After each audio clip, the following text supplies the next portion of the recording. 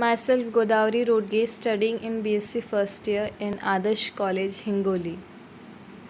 Derivative of inverse hyperbolic function y is equals to sine h inverse of x. X is equals to sine of hy. After differentiating, we get dx upon dy is equals to cos of hy. dy upon dx is equals to 1 upon cos hy. We know cos h square x minus sin h square x is equals to 1. Therefore, cos h square x is equals to 1 plus sin h square x. Cos hx is equals to under root 1 plus sin h square x. Similarly, cos hy is equals to under root 1 plus sin h square y.